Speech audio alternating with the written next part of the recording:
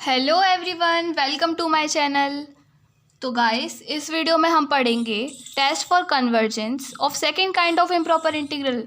ठीक है, यानी कि हमने पहली वाली वीडियो में क्या कवर किया, हमने आपको पढ़ाया पहले test for convergence first kind के इम्प्रॉपर इंटीग्रल के लिए हमने आपको सारे टेस्ट पढ़ाए। अब हम आपको पढ़ाएंगे सारे टेस्ट सेकंड काइंड के इम्प्रॉपर इंटीग्रल के लिए। ठीक है, और इसमें देखिए मैंने इसमें second comparison test, second p test, second mu test ऐसा इसलिए लिखा है ताकि आपको समझ में आ जाए कि ये जो है सेकंड काइंड के इम्प्रॉपर इंटीग्रल के लिए। आप इसमें एक टेस्ट एक्स्ट्रा पढ़ेंगे, लिमिट कंपैरिजन टेस्ट। तो चलिए स्टार्ट करते हैं। सबसे पहले जान लेते हैं कि जो सेकंड काइंड के इंटीग्रल होते हैं वो आखिर होते क्या हैं। तो देखिए, सेकंड काइंड के जो इंटीग्रल होते हैं, ये आपका रिवीजन चल रहा है, उनकी लिमिट जो होती है वो फाइनाइट होती है, यानी उनकी रेंज जो होती है वो फाइनाइट होती है। एग्जांपल देखेंगे, इसकी रेंज देखिए 0 से 1 जा रहा है। 0 और 1 क्या है, दोनों फाइनाइट नंबर है, मतलब जो रेंज है वो फाइनाइट हो गई। इन्फिनिटी तो नहीं आ रहा यहाँ पे कहीं, बिल्कुल नहीं आ रहा। तो ये होते हैं सेकेंड काइंड के इम्प्रॉपर इंटीग्रल। और इनका जो एफ है, यानी इनका जो इंटीग्रांड है वो अनबाउंडेड होता है। अनबाउंडेड कैसे होता है, देखिए ये आपका जो ये है, ठीक है, इसमें आप इसको देखिए, ये आपकी लोअर लिमिट है, ये आपकी अपर लिमिट है। आपने इसमें डाली x की जगह लोअर लिमिट डाली, तो देखिए क्या होगा, 1/x की जगह लोअर लिमिट डाली है, 0 डाल दी, और ये हो जाएगा आपका 1/-1, यानी कि -1 हो जाएगा। दूसरा देखिए, अपर लिमिट डाल के देखिए, 1/x की जगह 1 डालेंगे तो 1-1 1/0, जो कि आ जाएगा इन्फिनिटी। यानी कि अगर आप जो आपकी ये जो इंटीग्रल है, इसकी लिमिट्स में से कोई भी लिमिट डालने पे अगर इन्फिनिटी आता है तो आपका इंटीग्रल कैसा होगा, अनबाउंडेड होगा।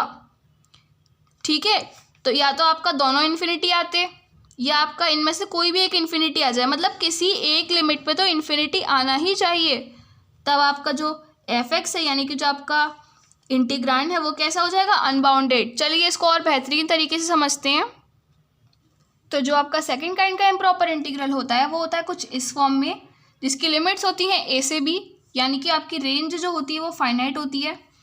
आपका इंटीग्रांड जो है f(x), यानी आपका जो फंक्शन है वो अनबाउंडेड होना चाहिए, यानी किसी ना किसी एक लिमिट पे वो इन्फिनिटी देना चाहिए। तो जो f(x) है वो अनबाउंडेड हो सकता है 3 तरीके से। अनबाउंडेड को हम ये भी बोल सकते हैं कि वो उसका पॉइंट ऑफ डिसकंटिन्यूटी है।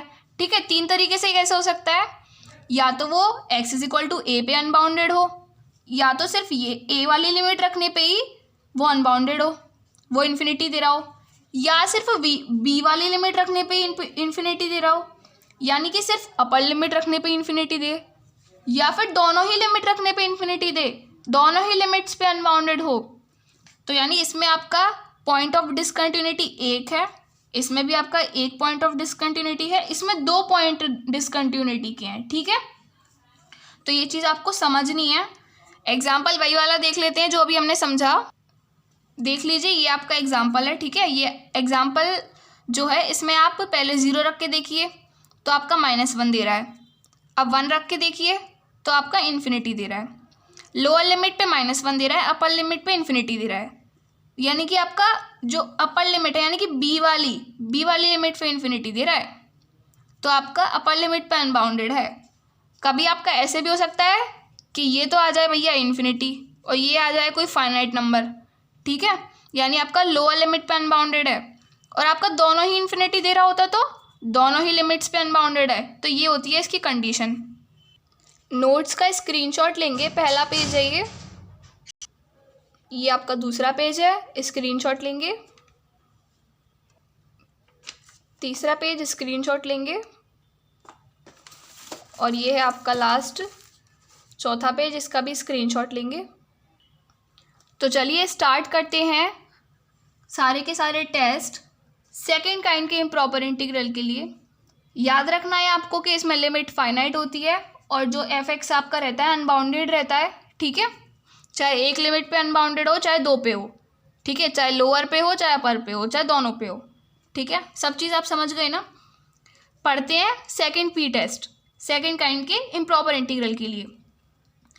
सबसे पहले आपको इसमें लिमिट दे रखी होगी a से b, यानी कि कोई भी फाइनाइट लिमिट दे रखी होगी। आपकी कंडीशन रहेगी कि आपका dx अपॉन x माइनस ए की पावर p की फॉर्म में होना चाहिए, x माइनस ए की पावर p की फॉर्म में। और अगर आपका इसमें p जो है 1 से छोटा आ जाए तो कन्वर्जेंट, इंटीग्रल क्या हो जाएगा, कन्वर्जेंट। p अगर 1 से बड़ा या उसके बराबर आ जाए तो इंटीग्रल हो जाएगा डाइवर्जेंट। ये आपका जो आपने पहले पी टेस्ट पढ़ा था उससे बिल्कुल डिफरेंट है। आपने पहले पी टेस्ट में क्या पढ़ा था, फर्स्ट काइंड वाले में, कि p जो है 1 से बड़ा है, इसमें क्या है, p 1 से छोटा है, तो बिल्कुल उल्टा है इसमें। तो इस चीज़ का ध्यान रखेंगे। चलिए इसके क्वेश्चंस करते हैं। तो ये है आपके 3 क्वेश्चन और मैंने आपकी इसमें सेकंड पी टेस्ट की कंडीशन भी यहाँ लिख दी है। तो पहली चीज़ तो आप चेक करेंगे कि ये जो इंटीग्रल आप सॉल्व करने जा रहे हैं ये फर्स्ट काइंड का है या सेकंड काइंड का है। तो सेकंड काइंड का है। ये चेक करने के लिए लिमिट्स आपकी फाइनाइट है और इंटीग्रैंड कैसा है, अनबाउंडेड है। अनबाउंडेड कैसे पता चला, x की जगह भैया लिमिट डाल लो। पहली लिमिट क्या है, 0, तो x की जगह 0 डाल लो। 1/0 पे इन्फिनिटी दे दिया, मतलब अनबाउंडेड है। देखो इधर डाल लो, 4 डाल के देख लो, x की जगह 4 डाला तो 4 - 4 0 दे दिया, 1/0 इन्फिनिटी, ये भी अनबाउंडेड। इस पे देखो 1 डाल के देखो, यहाँ पे x की जगह 1, 1 - 1 0, 1/0 पे अनबाउंडेड। ठीक है, 1/0 इन्फिनिटी दे दिया, मतलब अनबाउंडेड। मतलब ये है सारे के सारे सेकेंड काइंड के इम्प्रॉपर इंटीग्रल। अब भैया सेकंड काइंड के हैं तो टेस्ट भी वही वाला लगेगा जो सेकंड काइंड में लगता है। तो सेकंड काइंड में ये टेस्ट लगता है। देखिए इसमें सारा माजरा सही है, बस कमी का आ रही है कि ये हमारी फॉर्म होनी चाहिए x माइनस ए की पावर p। इसमें x की पावर 1/3 है, तो इसको हम x माइनस 0 की पावर 1/3 लिख सकते हैं। अरे बिल्कुल लिख सकते हैं। तो ये यही फॉर्म बन गई। कंपेयर कर लो, p की वैल्यू 1/3 आ रही है, तो here p is equal to 1/3। और 1/3 क्या है, 1 से छोटा है, यानी कि इस कंडीशन के अकॉर्डिंग ये क्या आ जाएगा, कन्वर्जेंट आ जाएगा।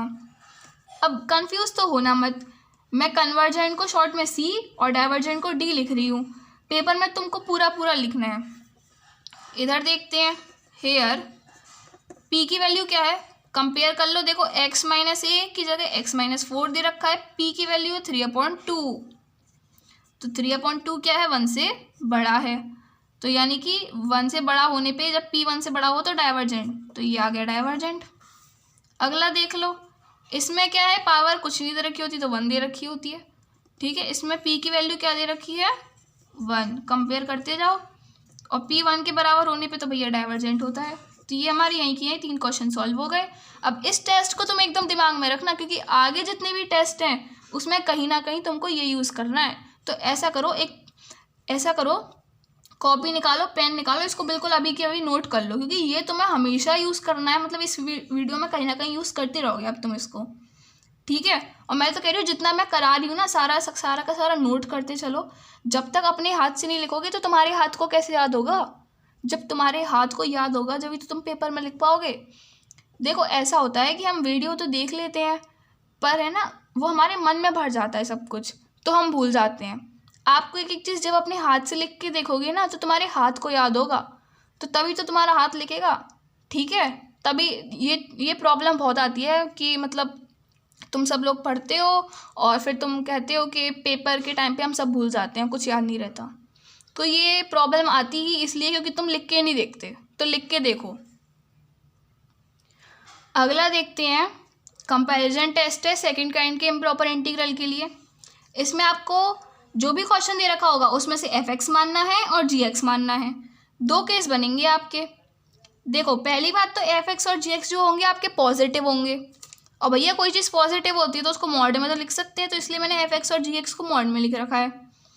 अगर आपकी f(x) की वैल्यू g(x) से छोटी या उसके बराबर है तो आपकी ये कंडीशन होगी। f(x) की वैल्यू बड़ी है g(x) से तो ये कंडीशन होगी।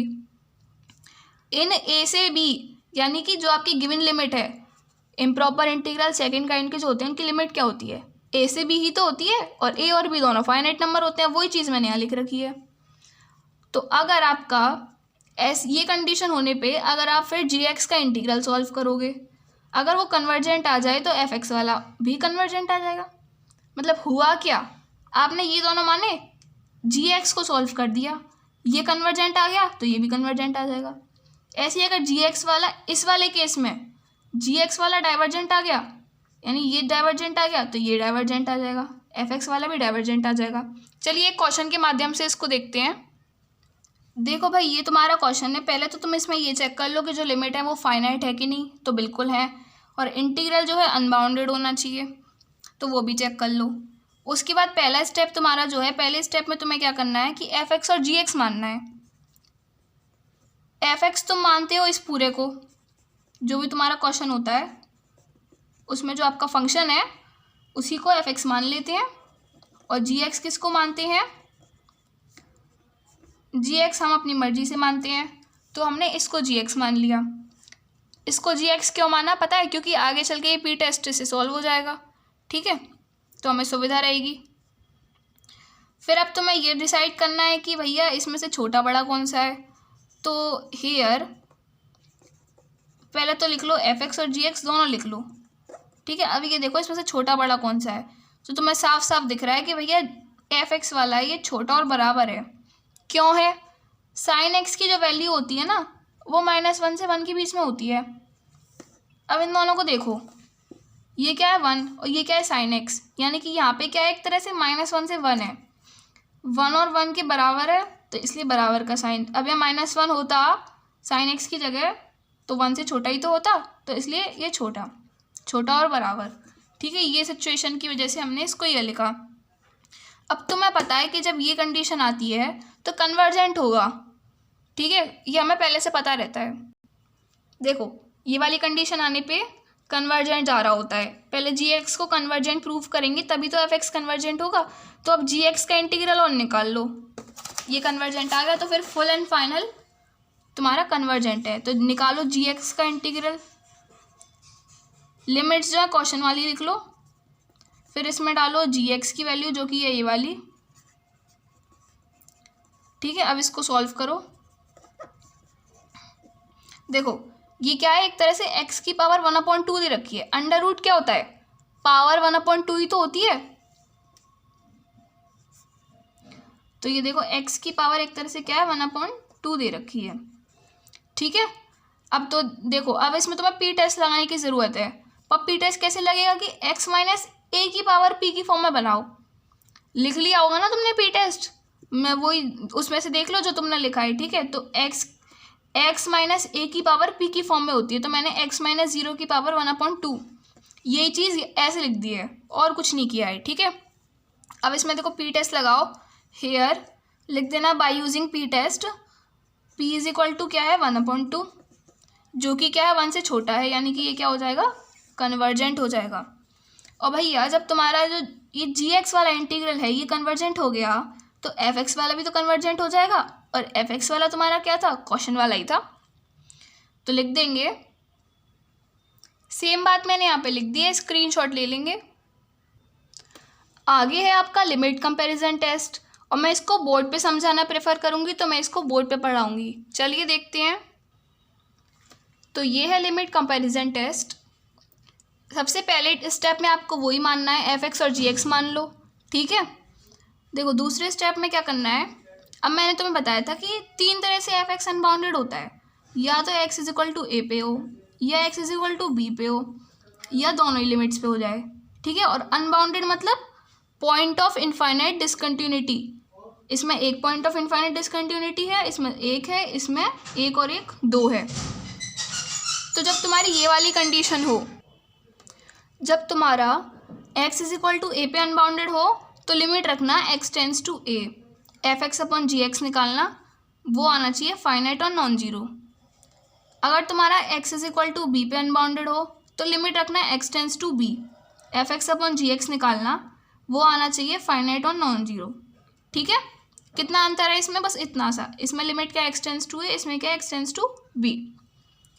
फिर तुम्हारा जब ये तुमने पहला स्टेप कर दिया, अगले स्टेप में तुमने लिमिट निकाल दी, फिर ये आने पे फिर तुम निकालोगे, फिर देखो देन एफ एक्स का इंटीग्रल जो है और जो जी एक्स का इंटीग्रल है फॉलो सेम बिहेवियर, दोनों सेम बिहेवियर फॉलो करेंगे।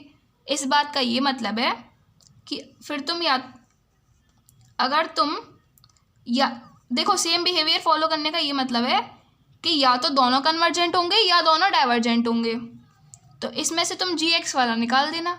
जी एक्स वाला कन्वर्जेंट आए तो एफ एक्स वाला भी कन्वर्जेंट, जी एक्स वाला डाइवर्जेंट आए तो एफ एक्स वाला भी डाइवर्जेंट, क्योंकि दोनों सेम बिहेवियर फॉलो करते हैं इस टेस्ट में। ठीक है, तो इसमें से कोई एक निकाल के दिखा देना, दूसरा वाला वही होगा।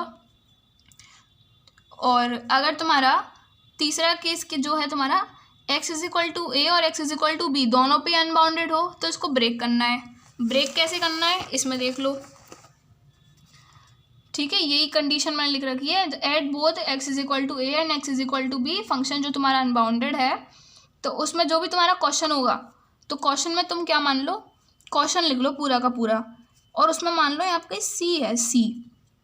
ठीक है, तो तुम इसको ब्रेक कैसे करो, a से c जा रहा है, c से b जा रहा है, तो a से c जा रहा है, c से b जा रहा है, बीच में लगा दो प्लस का साइन और पूरा का पूरा क्वेश्चन यूँ ही उतार लो।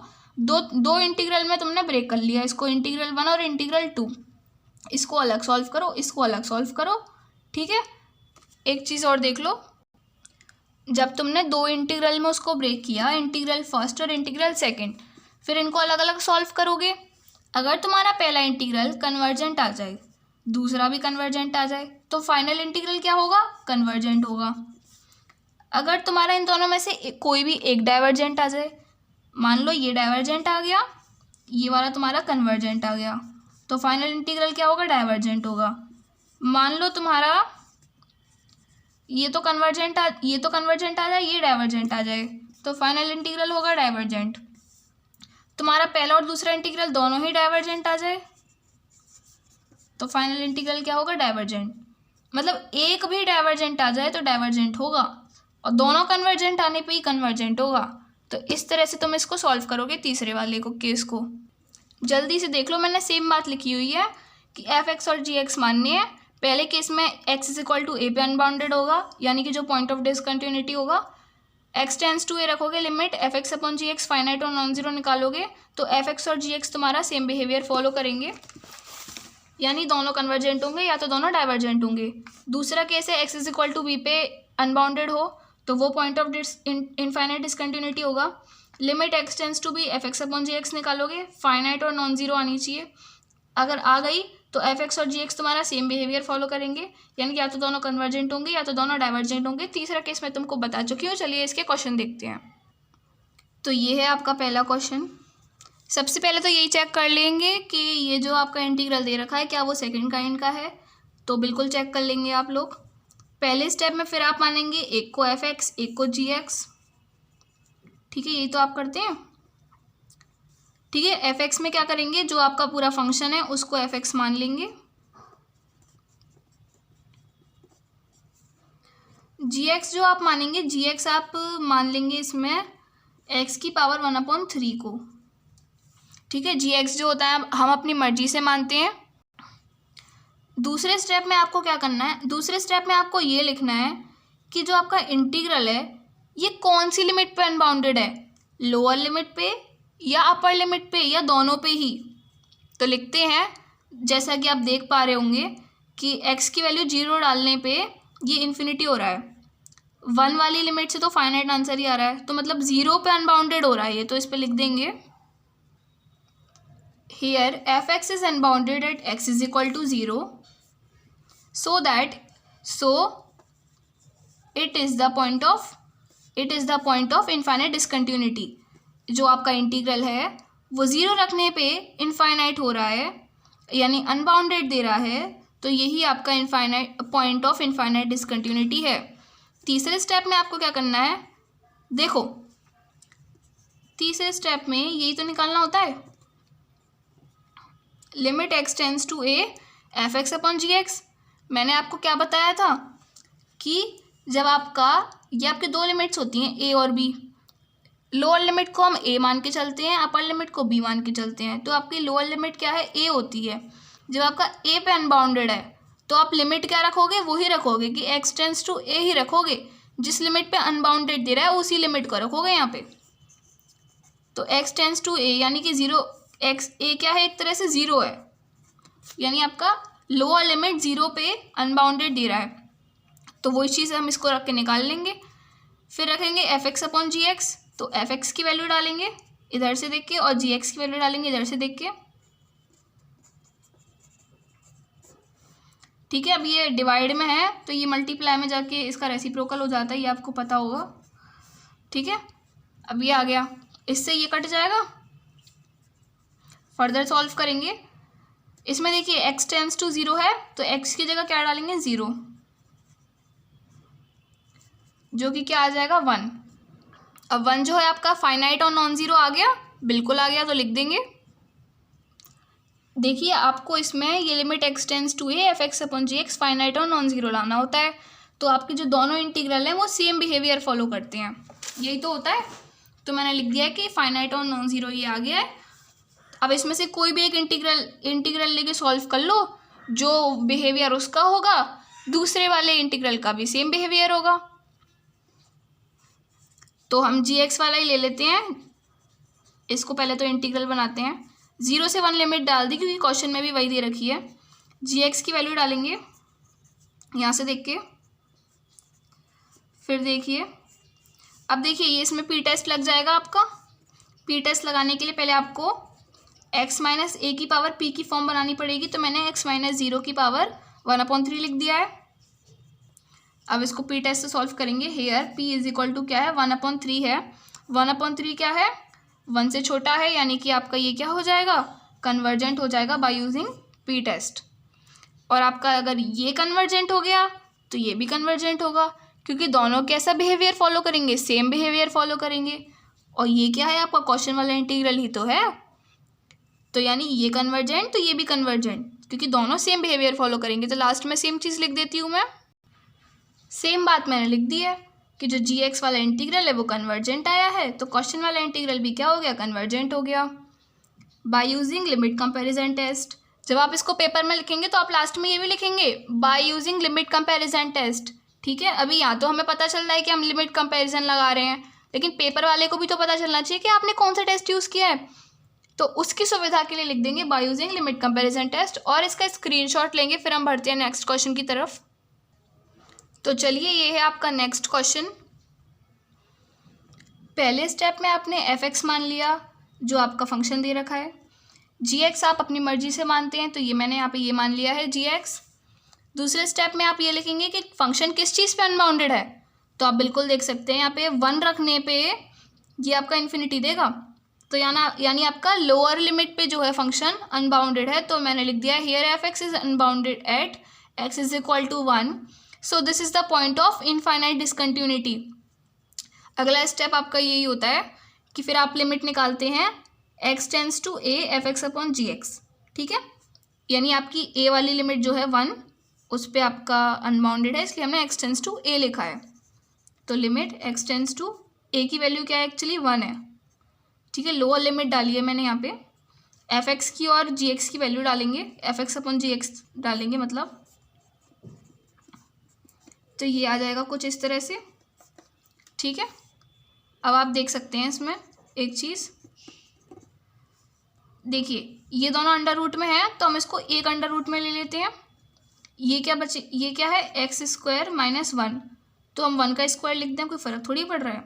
ये क्या है एक्स की पावर 4, तो हम इसको एक्स की पावर 2 की पावर 2 लिख सकते हैं, और 1 को लिख सकते हैं ये। फर्दर देखिए लिमिट एक्स टेंस टू 1, देखिए ये आपका ए स्क्वायर माइनस बी स्क्वायर का फॉर्मूला बन गया, ए प्लस बी ए माइनस बी, तो लिख देंगे उसी के हिसाब से ए प्लस बी और ए माइनस बी के हिसाब से इसको खोल देंगे। सिमिलरली ए उसी फॉर्मूले से इसको भी खोल देंगे। ठीक है, आगे देखते हैं। देखिए ऊपर वाला तो एज इट इज़ ही आ रहा है, देखिए ये क्या है एक्स स्क्वायर माइनस 1 और इसका स्क्वायर लगा देते हैं, तो देखिए एक्स स्क्वायर माइनस 1 का स्क्वायर, इसको भी उसी फॉर्मूले से खोल दीजिए। ये वाला आपका नहीं खुलेगा तो ये आप एज इट इज़ लिख देंगे। देखिए इससे ये कट रहा है, इससे ये कट रहा है, क्या बचा है आपका, ये बचा है आपका, तो अब इसमें लिमिट लगा देंगे। एक्स की जगह डालेंगे 1, तो ये क्या आ जाएगा, अंडर रूट में 1/2। तो क्या ये आपका फाइनाइट और ज़ीरो आया है? बिल्कुल आया है, तो लिख देंगे। देखिए फाइनाइट और ज़ीरो नहीं, फाइनाइट और नॉन ज़ीरो, ठीक है। मतलब यहाँ पे ज़ीरो नहीं आ सकता। अगर यहाँ ज़ीरो आ गया तो फिर आपका लिमिट कंपैरिजन टेस्ट लगेगा नहीं। तो यहाँ पे ज़ीरो नहीं आना चाहिए बिल्कुल भी, और ना इन्फिनिटी आना चाहिए। कोई भी फाइनाइट नंबर आना चाहिए जो कि नॉन ज़ीरो हो, ठीक है। यानी आपकी लिमिट जो है वो तो सेटिस्फाई हो गई। अब देखो ये दो हैं, इसमें से किसी एक का इंटीग्रल निकाल दो। अगर वो कन्वर्जेंट आ जाए तो दूसरा भी कन्वर्जेंट हो जाएगा, मतलब सेम बिहेवियर फॉलो करेंगे। निकाल देते हैं जी एक्स वाले का। तो जी एक्स वाला इंटीग्रल मैंने लिख दिया है, और जो क्वेश्चन में लिमिट्स दे रखी है सेम मैंने लिख दी है। जी एक्स की वैल्यू डालेंगे यहाँ से, और डी एक्स आपका है, तो डी एक्स लिखेंगे। तो डी एक्स यहीं लिख देती हूँ मैं, डी एक्स, ठीक है।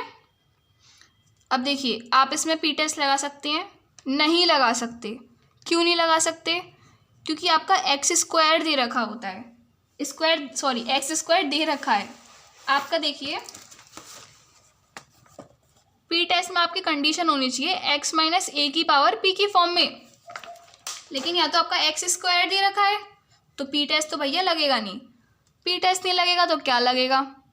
तो इसमें लगेगा जो आपने 12th क्लास में पढ़ी थी, बहुत सारे फॉर्मूले पढ़े थे ना, उसमें से एक फॉर्मूला लगेगा। तो देखते हैं कौन सा फॉर्मूला लगने वाला है। तो आपका ये वाला फॉर्मूला लगेगा, ये आपने 12th क्लास में पढ़ा था। तो इस फॉर्मूले के अकॉर्डिंग कंपेयर करते हैं हम और वैल्यूज़ पुट करते हैं। तो आप देख सकते हैं यहाँ पे ए स्क्वायर है और हमारे पास क्या है, 1 स्क्वायर है, ठीक है। 1 की पावर 2 तो 1 ही होता है, तो यानी ए की जगह 1 है, तो फॉर्मूले में जहाँ जहाँ ए है वहाँ वहाँ 1 डाल दो बस। तो लिखेंगे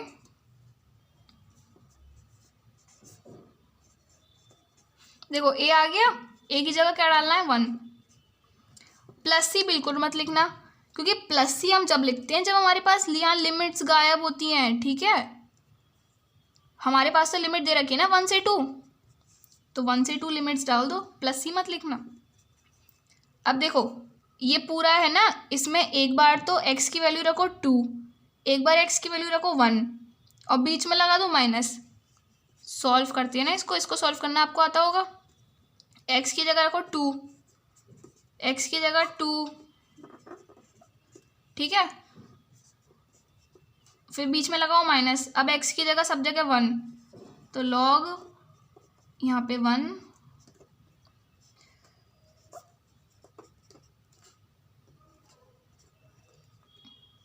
ठीक है। सॉल्व करेंगे, log ये आ गया 2 प्लस, देखिए 2 का स्क्वायर क्या होता है, 4, 4 माइनस 1 3, माइनस ये देखिए 1 माइनस 1 क्या होता है, 0, ठीक है। तो ये पूरा तो हो गया 0। क्या बचा हमारे पास, log 1 बचा। देखिए ये जो है ना आपका मॉड्यूलस का साइन है, ठीक है। ये आपका बचा, फिर इसके अंदर तो ये तो हो गया 0, तो ये मॉड्यूलस के अंदर बचा 1। log 1 की वैल्यू क्या होती है, 0, तो यानी ये पूरा आपका क्या हो गया, 0 हो गया। यहाँ 0 आएगा, तो 0 लिखने से अच्छा इसको इतना यहीं पे ख़त्म कर दो। अब जब आप इसको सिंपली सॉल्व करते हैं, ठीक है, और फिर आपका यदि फाइनाइट आता है तो आपका कन्वर्जेंट होता है, ठीक है। ये चीज़ आपने आप पूछेंगे ये फाइनाइट कैसे, मतलब इसमें क्या करा, फाइनाइट नॉन ज़ीरो ऐसे कैसे देखेंगे। तो देखो जब हम सिंपली किसी इंटीग्रल को सॉल्व करते हैं ना बिना कोई टेस्ट लगाए, और अगर वो फाइनाइट आता है तो कन्वर्जेंट होता है, इनफाइनाइट आता है तो डाइवर्जेंट होता है। ये हमने कोई टेस्ट नहीं लगाया, हमने सिंपली सॉल्व करके बताया कि फाइनाइट आने पे कन्वर्जेंट, इनफाइनाइट आने पे डाइवर्जेंट, ठीक है। ये बेसिक्स हैं।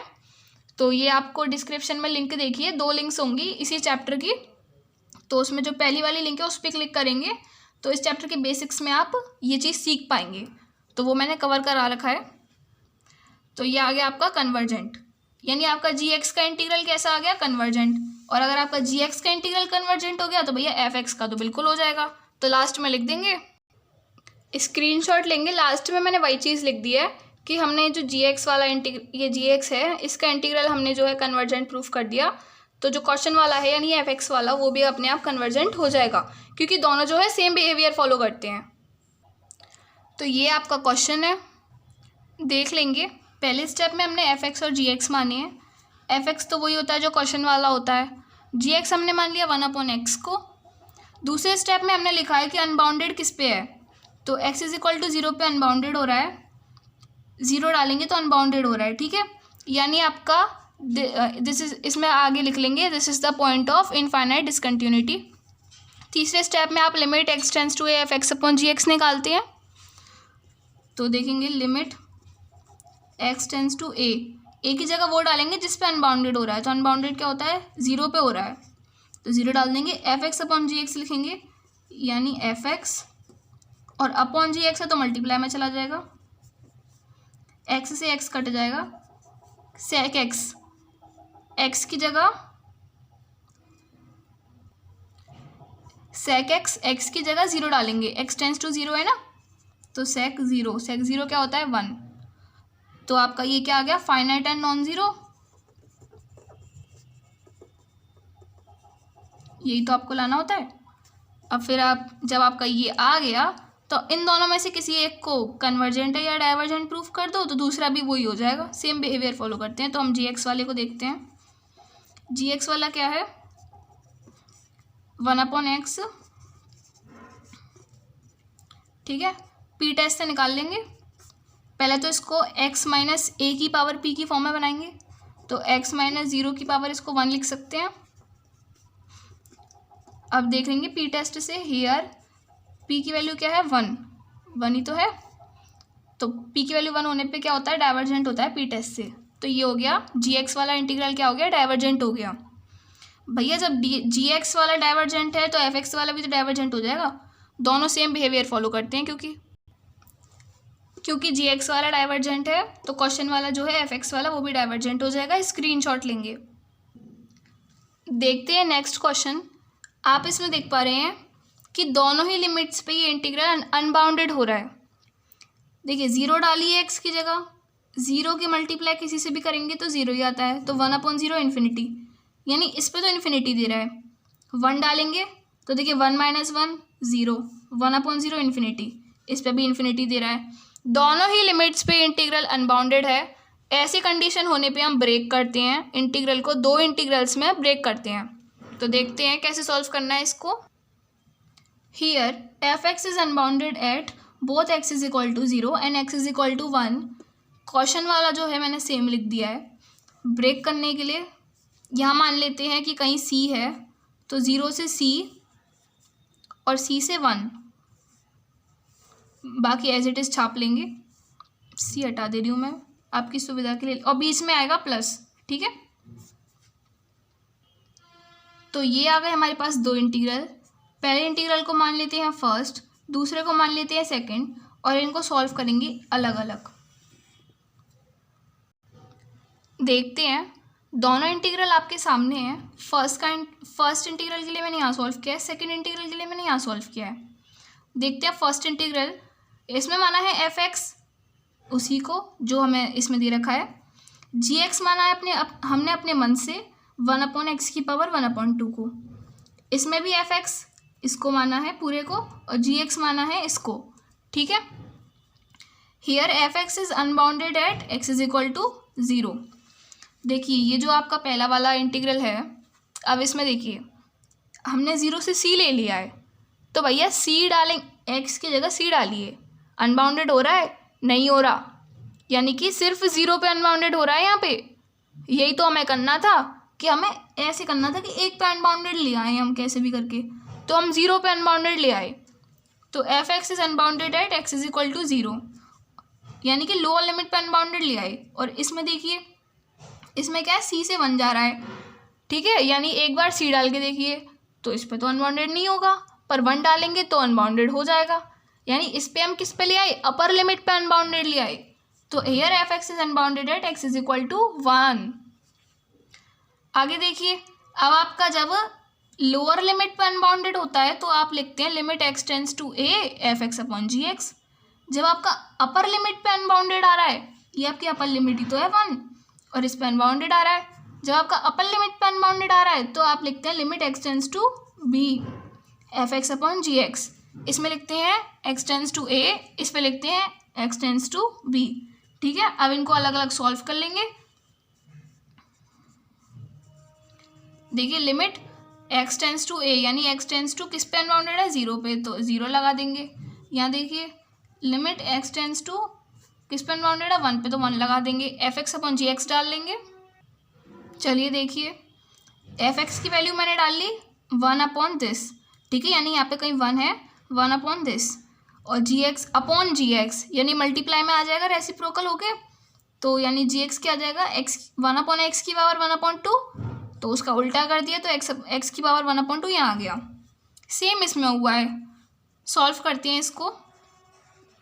लिमिट x टेंड्स टू 0, देखिए इससे ये कट जाएगा, सेम सेम होने की वजह से इससे ये कट जाएगा, क्या बचेगा 1 माइनस एक्स की जगह डालिए लिमिट डालेंगे 0, क्या आ जाएगा ये 1 अपॉन 1 की पावर 1 अपॉन 3 यानी कि आ जाएगा 1, जो कि क्या है फाइनाइट है और नॉन ज़ीरो भी है। इसमें देखिए लिमिट x टेंड्स टू 1, इसमें अब डालिए x की जगह, लिमिट x टेंड्स टू 1 है ना, तो x की जगह क्या डालना है, 1 डालना है। 1 माइनस 1 क्या होता है, 0। ये दो क्वेश्चन एक साथ सॉल्व करने के चक्कर में मुझसे गलती हो गई। गलती क्या हुई, इसमें जो gx मानना था ना, इसमें वो gx मानना था हमें, इसको gx 1 अपॉन इसको gx मानना था, मैंने मान लिया गलती से इसी वाले को ही। ठीक है, तो ये आप इसमें करेक्शन करेंगे, 1 माइनस एक्स की पावर 1 अपॉन 3, इसको हमने gx मानना है, बाकी सब ये सेम है। और यहाँ पे क्या है, यहाँ पे ये जो हमने काटा है ना, x की पावर 1 अपॉन 2, एक्स की पावर 1 अपॉन 2, रुकिए यहाँ आ जाएगा 1 माइनस एक्स की पावर 1 अपॉन 3। ठीक है, अब इसको आप भी सही कर लेंगे। अब देखिए ये आ गया आपका, फिर आपने F x upon g x निकाला, तो f x upon g x आपका ये निकल के आया, इसमें इससे ये कट जाएगा। ठीक है, इससे ये कटने के बाद क्या बचेगा हमारे पास, 1 अपॉन एक्स की पावर 1 अपॉन 2, लिमिट आपकी चल रही है x टेंड्स टू 1। ठीक है, अब इसमें डालिए x की जगह 1 डालिए, तो 1 अपॉन 1 की पावर 1 अपॉन 2 1 आ गया, तो ये क्या आ गया, फाइनाइट एंड नॉन ज़ीरो। अच्छा, आप सोच रहे होंगे कि अभी तो ये डाइवर्जेंट हो जाता जब मैंने अभी गलती की थी उस टाइम पे। ठीक है, तो हमें कैसे पता चलेगा gx कौन सा मानना है, तो देखिए gx मानने के लिए आप ये देखिए कि पहली बात तो आप gx उसको मानेंगे जिसमें p टेस्ट लग जाए। ठीक है, और दूसरा हम ये देखते हैं कि gx हमारा ऐसा माना है जो कट जाए। देखो इसमें हमने gx ऐसा माना जो हमारा कट गया, ठीक है, तो इससे ये कट गया। इसमें हमने gx ऐसा माना जो हमारा मतलब कट गया, ठीक है, तो इससे ये कट गया। समझ रहे हैं आप। एक और चीज़ होती है कि इसमें आपकी क्या थी, अनबाउंडेड था 0 पे, इस पे आपका अनबाउंडेड था 1 पे, तो आपका 0 पे अनबाउंडेड क्यों हो रहा था, क्योंकि आप यहाँ पे x की वैल्यू 0 डाल रहे थे, जब भी तो आपका अनबाउंडेड हो रहा था, मतलब इस चीज़ पे अनबाउंडेड हो रहा था, तो आपने gx में कहीं ना कहीं यही चीज़ ली। ठीक है, अब आप इसमें देखिए दूसरे इंटीग्रल में, इसमें आपका 1 पे अनबाउंडेड हो रहा था, यानी 1 कहाँ डाल रहे थे, अब यहाँ डाल रहे थे, 1 माइनस 1 0 आ रहा था, जब भी तो अनबाउंडेड हो रहा था, मतलब कहीं ना कहीं आपका ये आपका पार्टिसिपेट कर रहा था अनबाउंडेड होने में, तो आपने gx जो माना है ना उसमें भी ये आना चाहिए। ठीक है, ताकि जो अनबाउंडेड वाली चीज़ है वो हमारे gx में रहे। ठीक है, तो अब हमने ये इतना सॉल्व कर दिया। इसके बाद क्या करते हैं कि gx का इंटीग्रल और इसमें भी gx का इंटीग्रल निकालते हैं। चलिए इसमें देखते हैं, पहले इस वाले को ही तो सॉल्व कर रहे हैं, फर्स्ट वाले को, तो इसकी लिमिट 0 से c है, तो वही हमने डाल ली है। gx की वैल्यू डालेंगे, gx की वैल्यू क्या है, ये वाली, और dx, तो dx हम यही डाल लेते हैं। ठीक है, इसको क्या लिख सकते हैं, x माइनस 0 की पावर 1 अपॉन 2,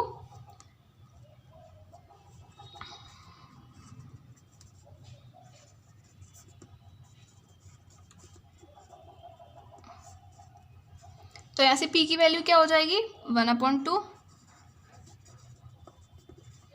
जो कि क्या है 1 से छोटा है, तो यानी ये आ गया convergent by using p test. Same इसमें देख लेंगे, इसमें क्या है c से 1 है, gx की वैल्यू ये वाली है। ठीक है, आपको gx की वैल्यू समझ में आई कैसे लेनी है? gx की वैल्यू वो लेनी है जिस पे मतलब अनबाउंडेड हो रहा हो। जैसे आप इसमें यहाँ 1 - 1 0 डाल, मतलब ये लिमिट डालेंगे 1, जब तो 0 हो रहा है। ठीक है, मतलब जब तो आपका अनबाउंडेड आ रहा है, तो यानी gx में ये इसका आना ज़रूरी है।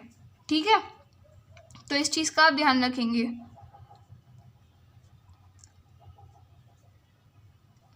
एक चीज़ देखिए, अगर आपको p टेस्ट लगाना है, अगर आपका इस पे अनबाउंडेड हो रहा है, ठीक है, तो आप x - a की पावर p लेके चलेंगे।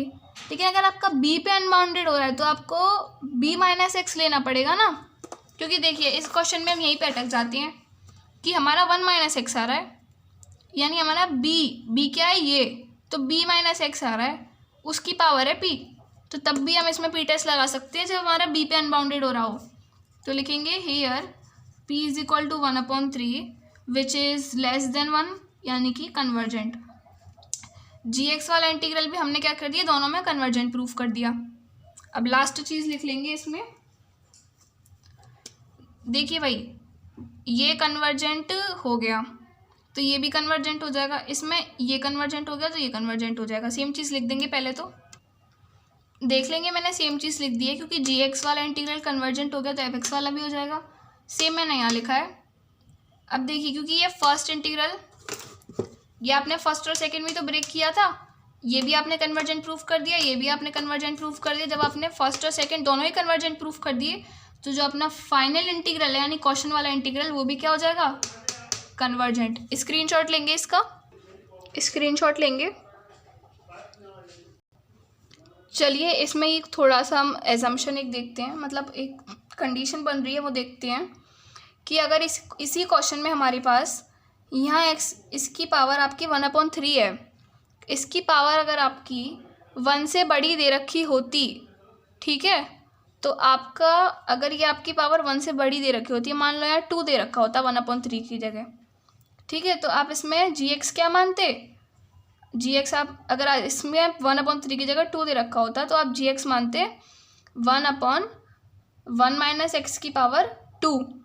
ठीक है, फिर यहाँ चलते चलते चलते चलते यहाँ पे आपका p टेस्ट से ये क्या होता, यहाँ पे होता 2 क्या होता 1 से बड़ा, यानी ये डाइवर्जेंट हो जाता। ठीक है, तो आपका यदि फिर ये डाइवर्जेंट हो जाता तो ये पूरा भी fx वाला भी आपका क्या हो जाता, डाइवर्जेंट हो जाता।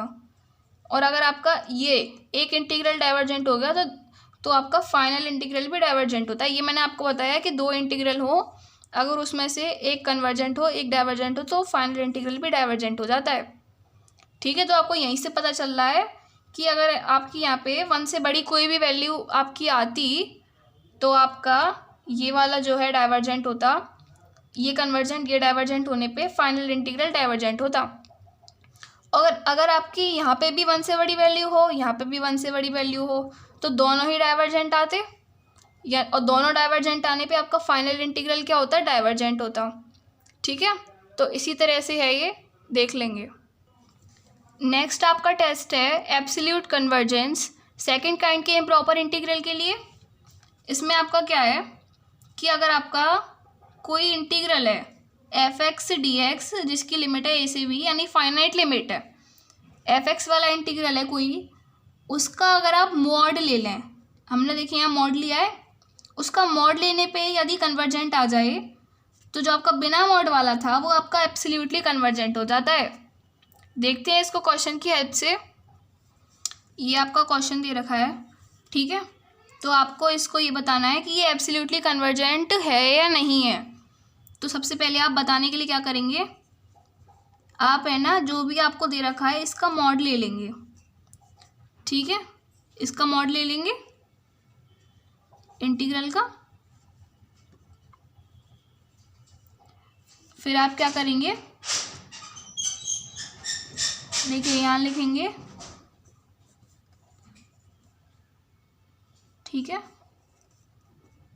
देखिए ऐसा होता है, हम इसको सिंप्लीफाई करते जाते हैं। जैसे आपने इससे पहले वाली वीडियो देखी होगी, फर्स्ट काइंड वाली, ठीक है, तो उसमें हमने आपको बताया था एब्सोल्यूट कन्वर्जेंस से जब आप सॉल्व करते हैं तो आप इसको सिंप्लीफाई करते जाते हैं। तो इसमें हमें क्या होता है, इनइक्वालिटी का साइन लगाना होता है बीच में। तो ये देखिए यहाँ पे आपका ये इससे छोटा और इसके बराबर होगा। ये क्यों होगा, क्योंकि देखिए हमने यहाँ 1 ले लिया है, तो साइन एक्स की वैल्यू क्या होती है, -1 से 1, तो वो 1 के बराबर भी है और 1 से छोटा भी है, इसलिए हमने ये चीज़ लिखी है। ठीक है, जब हम इसको ऐसे सिंप्लीफाई करते जाते हैं फिर एक ऐसी स्टेज आती है जब हम यहाँ पी टेस्ट लगा सकते हैं। तो अब हम यहाँ पी टेस्ट लगा सकते हैं, बिल्कुल लगा सकते हैं।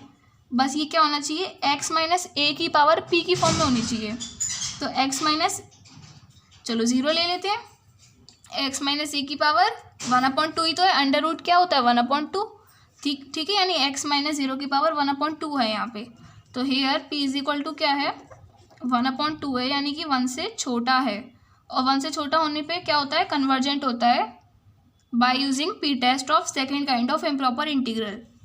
यानी आपका ये कन्वर्जेंट आ गया। जब आपका ये कन्वर्जेंट आ जाता है तो ये भी कन्वर्जेंट आ जाता है, ठीक है, ये कन्वर्जेंट आ जाता है। और ये आपका मॉड वाला जब कन्वर्जेंट आ जाता है तो आपका क्वेश्चन वाला जो बिना मॉड वाला है वो एब्सोल्युटली कन्वर्जेंट आ जाता है।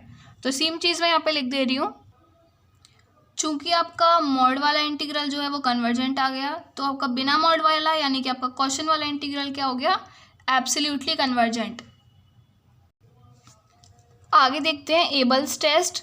ये आपने as it is first kind के इम्प्रॉपर इंटीग्रल के लिए भी पढ़ा था, तो हम इसका कोई क्वेश्चन सॉल्व नहीं करेंगे क्योंकि उसी मेथड से होने हैं, ठीक है। तो इसमें बस कंडीशन आप देख लेंगे। कंडीशन क्या होती है, इफ़ f(x) dx का जो इंटीग्रल है अगर वो कन्वर्जेंट हो, gx जो है वो बाउंडेड और मोनोटॉनिक हो, इन द गिवन लिमिट, जो भी लिमिट आपको गिवन है इसे भी उस लिमिट में बाउंडेड और मोनोटॉनिक हो gx वाला, तो आपका इन दोनों का प्रोडक्ट क्या हो जाता है, कन्वर्जेंट। यानी आपका जो क्वेश्चन में दे रखा होगा वो आपका कन्वर्जेंट हो जाता है, ठीक है। तो ये चीज़ आप, अगर आपको एबल टेस्ट सीखना है तो आप इससे पहले वाली वीडियो देखिए जो test for convergence of improper integral of first kind के ऊपर मैंने बनाई हुई है।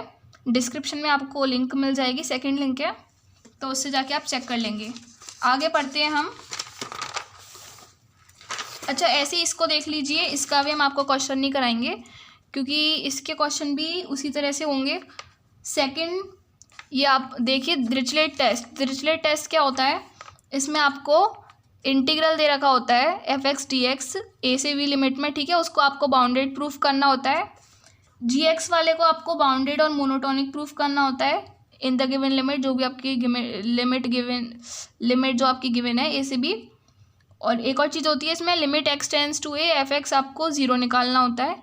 तीनों कंडीशन जब सेटिस्फाई हो जाती हैं तो आपका इन दोनों का प्रोडक्ट हो जाता है आपका कन्वर्जेंट, यानी आपका जो क्वेश्चन है वो कन्वर्जेंट प्रूव हो जाता है।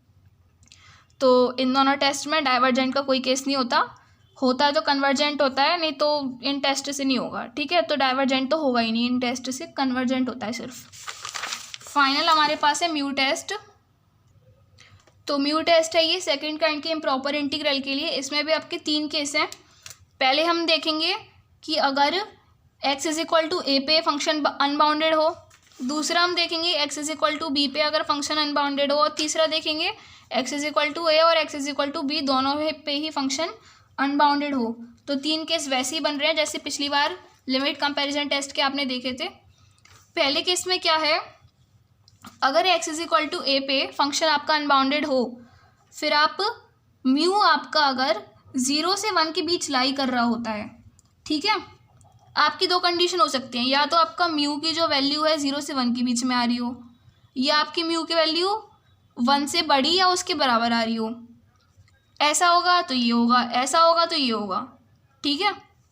बिल्कुल आप इस चीज़ को बहुत इंपॉर्टेंट चीज़ मैं आपको बता रही हूँ, ये 0 से 1 इसका यही मतलब है। आप देखिए यहाँ कौन से ब्रैकेट है, ये आपके ओपन ब्रैकेट है, ठीक है, 0 से 1, यानी आपका इसमें 0 और 1 शामिल नहीं हो रहा है, 0 और 1 के बीच में। नोट देख लेंगे, म्यू इज इक्वल टू 0 से 1 मीन्स म्यू की वैल्यू 0 और 1 के बीच में है, यानी 0 और 1 नहीं है, 0 और 1 के बीच में है, 1/2 हो सकती है, ठीक है। तो इस कंडीशन होने पे आपको पता चल जाएगा कि ये कन्वर्जेंट होने वाला है इंटीग्रल। पर कन्वर्जेंट होने के लिए आपको ये प्रूफ करना पड़ेगा कि आपकी limit x tends to a जो है x minus a mu into f x finite या ज़ीरो के बराबर है। ये आपको प्रूफ करना होगा, ठीक है। और म्यू बड़ा मिलने पे 1 से या 1 के बराबर मिलने पे आपको पता चल जाएगा ये डाइवर्जेंट होने वाला है। पर उसके लिए आपको ये प्रूफ करना है कि जो आपकी लिमिट है एक्स टेंस टू ए ये पूरी ये आपकी फाइनाइट और नॉन ज़ीरो या इन्फिनिटी में से कुछ आ रही है, ठीक है। तो और दूसरा केस देख लेते हैं आप। दूसरा केस बिल्कुल सेम है, बिल्कुल सेम है। देखिए म्यू की भी सेम वैल्यूज़ हैं, कन्वर्जेंट भी उसी सिचुएशन पे हो रहा है, डाइवर्जेंट भी उसी सिचुएशन पे हो रहा है। चेंज कहाँ पे है? यहाँ पे आप क्या लिख रहे थे, limit x tends to a, यहाँ पे क्या है limit x tends to b, ठीक है। देखिए limit x tends to a, limit x tends to a, यहाँ पे क्या है limit x tends to b, limit x tends to b. यहाँ पे आपका क्या है, ये है एक्स माइनस ए की पावर म्यू, यहाँ पे आपका क्या है बी माइनस एक्स की power mu, b minus x की पावर म्यू, और पूरा का पूरा सेम है, ठीक है। आगे देखते हैं। तीसरा केस जो होगा आपको उसमें ब्रेक करना है, जैसे हमने पहले किया था। यहाँ पे मान लेंगे कहीं सी है तो ए से सी जा रहा है, सी से बी जा रहा है, ए से सी से बी, दो इंटीग्रल बन जाएंगे, बीच में प्लस का साइन लगाएंगे, अलग अलग सॉल्व करेंगे। चलिए इसके क्वेश्चन सॉल्व करते हैं। तो ये है आपका क्वेश्चन म्यू टेस्ट के लिए। आप इस पे देख सकते हैं कि जो एफ एक्स है वो अनबाउंडेड हो रहा है at x is equal to 0, ठीक है। टेन एक्स, एक्स की जगह 0 डालिए, टेन 0 क्या होता है 0, यानी 1/0 इन्फिनिटी आ रहा है, ठीक है। तो 0 की मतलब लोअर लिमिट पे जो है अनबाउंडेड हो रहा है, ठीक है, अपर लिमिट पे नहीं हो रहा। जब आपका लोअर लिमिट पे अनबाउंडेड होता है, ठीक है, यानी x is equal to a पे अनबाउंडेड होता है, तो आपकी दो कंडीशन बनती हैं। आपको लगाना होता है limit x tends to a x minus a mu into f x, इसको सॉल्व करना होता है, ठीक है। अगर ये म्यू जो है 0 से 1 के बीच में आए तो कन्वर्जेंट होता है, म्यू 1 से बड़ा या 1 के बराबर आए तो डाइवर्जेंट होता है। चलिए इसको सॉल्व करते हैं। तो रखेंगे limit x tends to a, और जो पूरी जो लिमिट सॉल्व करनी है मैं पूरी की पूरी एज इट इज़ लिख दे रही हूँ यहाँ पे, ठीक है। ये है, इसको सॉल्व करना होता है। तो सॉल्व करते हैं इसको। Limit x tends to unbounded किस पे हो रहा है 0 पे, तो 0 डाल देंगे। और देखिए ए की वैल्यू क्या है, मतलब 0 है, तो ए की वैल्यू 0। एफ एक्स क्या है, जो आपका क्वेश्चन वाला होता है वही आपका एफ एक्स होता है, तो ये आपका एफ एक्स है। देखिए फर्दर सॉल्व करिए इसको। इसको आप क्या लिख सकते हैं, एक्स की पावर म्यू, ये आपका एज इट इज़ चल रहा है लिमिट एक्स टेंस टू 0, ठीक है। ये आपका ए लिख रहा है, ये 0 लिख रहा है, ये 0 लिख रहा है, ठीक है। देखिए इसको आप क्या लिख सकते हैं, tan x को sin x upon cos x, ठीक है। तो देखिए sin x upon cos x लिखेंगे तो 1/√ में sin x upon cos x, यानी √ sin x upon √ cos x। इसको आप ऐसे भी लिख सकते हैं। देखिए जो √ का cos x है ये आपका ऊपर चला जाएगा, नीचे क्या बचेगा आपका √ का sin x बचेगा बस, ठीक है। इस तरह से आपका ये चलेगा। अब देखिए म्यू की जो इसमें वैल्यू होती है ये आपको माननी पड़ती है। देखिए मानते कैसे हैं, मानते ऐसे हैं कि म्यू की वैल्यू यहाँ पे कोई ऐसी मानो जिससे कि नीचे वाला जो है, मतलब जो नीचे वाला है ना, इस जो नीचे वाले की पावर होती है ना वो मानते हैं म्यू की वैल्यू। ज़्यादातर केस में क्या होता है कि म्यू की वैल्यू हमने कुछ मानी और नीचे भी सेम चीज़ हो जाती है तो वो कट जाता है। देखो मान के मैं आपको बताती हूँ, देखो इसमें नीचे पावर क्या है 1/2 ही तो है इसकी पावर, तो म्यू की वैल्यू मानो 1/2, ठीक है। मान के देखो एक बार, तो लिखेंगे taking mu is equal to 1/2, ये मान रहा, ये हमने माना है, ठीक है, ये हमने माना है। तो x tends to 0, x mu की वैल्यू क्या डाल देंगे 1/2 मानी है,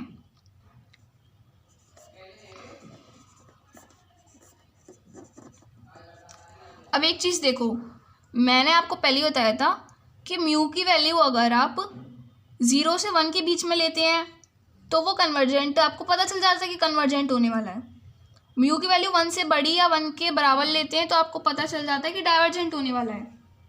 ठीक है, देखेंगे सेम चीज़, 0 से 1 के बीच में आती है तो कन्वर्जेंट होने की पॉसिबिलिटी होती है, 1 से बड़ी या 1 के बराबर होता है तो डाइवर्जेंट होने की पॉसिबिलिटी होती है। बस ये जो लिमिट वाला जो है ये हमारा निकलना चाहिए, इधर फाइनाइट और 0 निकलना चाहिए, इधर इनमें से कोई सा भी निकलना चाहिए। तो देखते हैं, अभी हमारा ये वाली सिचुएशन है कि 0 से 1 के बीच में आ रही है म्यू की वैल्यू, यानी हमारा कन्वर्जेंट होने की पॉसिबिलिटी है, पर हमारा ये जो है ये फाइनाइट और 0 में से कुछ निकलना चाहिए। तो देखते हैं ये फाइनाइट और 0 निकलता है कि नहीं निकलता। तो इसमें देख लेंगे, पहले तो ऐसा करते हैं, इसको पूरी को एक ही लिमिट में लिख देते हैं,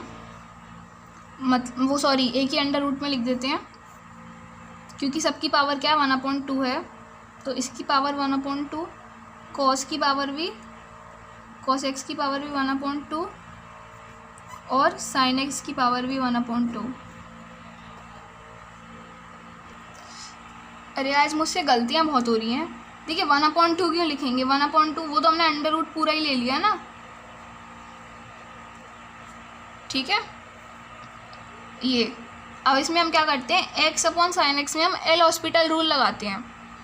क्यों लगाएंगे, क्योंकि देखिए आप इसको ऐसे सॉल्व करने की कोशिश कीजिए, मतलब सही से सॉल्व होगा नहीं ये, क्योंकि देखिए अगर आप इसमें x टेंड्स टू 0 ही तो है, अगर आप यहाँ 0 डाल दें और साइन एक्स में भी साइन 0 डाल दें तो साइन 0 क्या होता है 0, तो 0/0 की फॉर्म बन जाएगी। जब 0/0 की फॉर्म बन गई तो वो तो इंडिटरमिनेट फॉर्म होती है, उसको तो एल हॉस्पिटल रूल से सॉल्व करते हैं। तो हम इतने पार्ट को एल हॉस्पिटल रूल से सॉल्व कर ले रहे हैं। ठीक है, तो लिखते हैं apply L hospital rule in x/sin x। ठीक है, क्योंकि यही तो आ रहा है 0/0, यही तो 0/0 दे रहा है आपको। देखिए यही तो आपको 0/0 दे रहा है, x की वैल्यू यहाँ 0 डालेंगे, यहाँ 0 डालेंगे जब भी तो आ रही है, तो यही तो आपको 0/0 दे रहा है। ठीक है,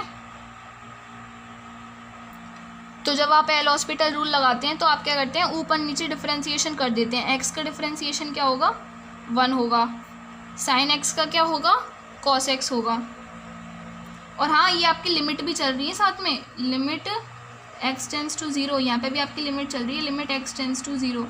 ठीक है, तो अब ये 1/cos x, अब यहाँ डालेंगे cos x, यानी x टेंड्स टू 0 है तो cos x में x की जगह 0 डालेंगे तो क्या हो जाएगा cos 1 की वैल्यू क्या होती है 1 ही होती है। ठीक है, देखिए cos जो है -1 से 1 जाता है तो cos की हाईएस्ट वैल्यू तो 1 ही होती है, तो यहाँ 1 ही लिख दिया है हमने, और ये जो है आपका 1 के बराबर आ गया। ठीक है, तो आपका इतना जो सॉल्व होके 1 के बराबर आया है, तो अब इसी को कंटिन्यू करते हैं यहाँ से, इसको इक्वेशन 1 मान लेते हैं, इसको इक्वेशन 1 मान लेते हैं। Putting value of limit x tends to infinity, x tends to 0, x/sin x in equation 1। Equation 1 में इसकी वैल्यू पुट कर देते हैं। ठीक है, इस पूरे की वैल्यू पुट कर देंगे हम, तो देखेंगे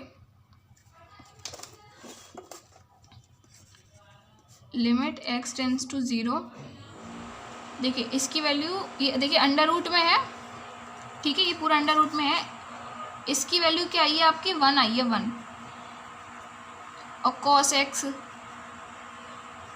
ठीक है, अब देखिए cos x यानी कि 0 डालेंगे, लिमिट डालेंगे, cos 0 क्या होता है आपका 1 होता है, क्या आ गया ये फाइनाइट आ गया।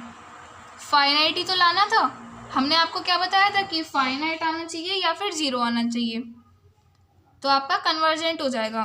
तो लास्ट में लिख देंगे सिंस म्यू की वैल्यू जो है 0 से 1 के बीच में लाई कर रही है, तो गिवन इंटीग्रल क्या हो जाएगा आपका कन्वर्जेंट हो जाएगा। तो ये आपका यहीं पे सॉल्व होता है, इसका स्क्रीनशॉट लेंगे।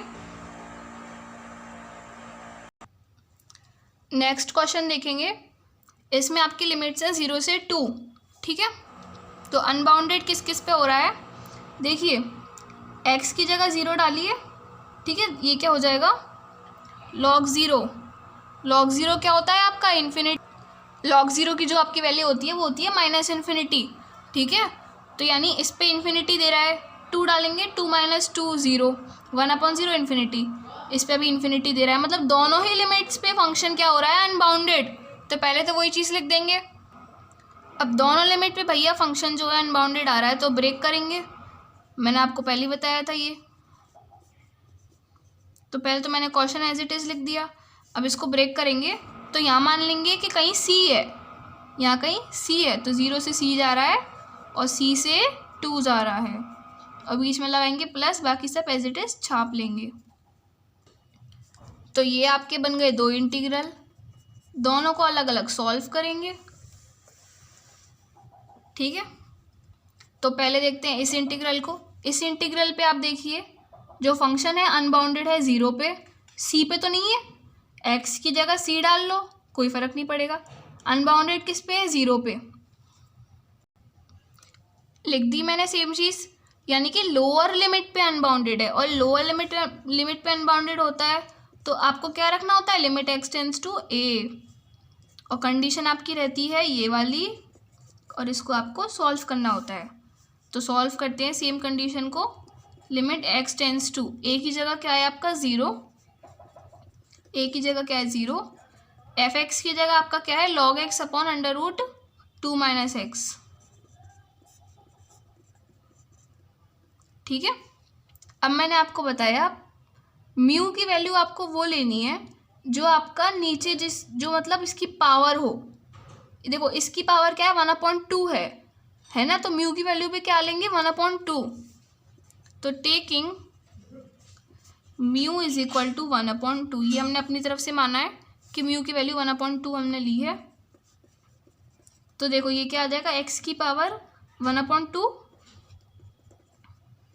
log x और अपॉन में √2 - x, ठीक है। आगे देखते हैं। अब आप इसमें एक चीज़ देखेंगे, ऐसा करें इसमें कॉमन ले लें, देखिए ये तो आपका ये यहीं रहा, ठीक है।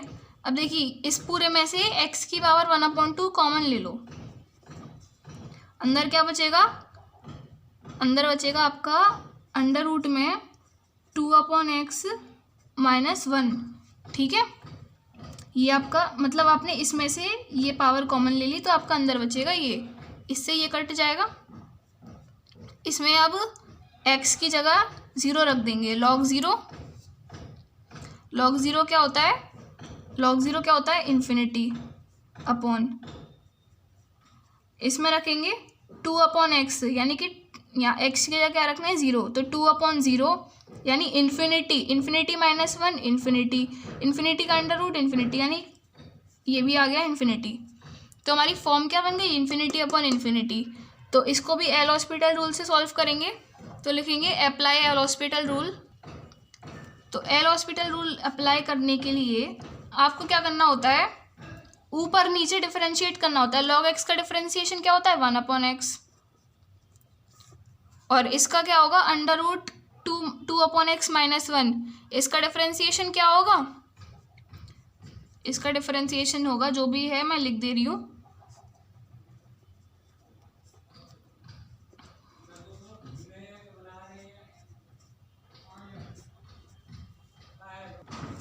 मैं आपको बता दूँ, इसमें चेन रूल लगाए, इसकी पावर क्या है 1/2 ही तो है इसकी पावर, तो 1/2 बाहर आ गया, और 1/2 - 1 हुआ है तो -1/2 बचा है, ठीक है। उसके बाद हमने जो अंदर है इस पूरे को चेन रूल की हेल्प से सॉल्व करा है, सिंपल डिफरेंशिएशन करा है हमने।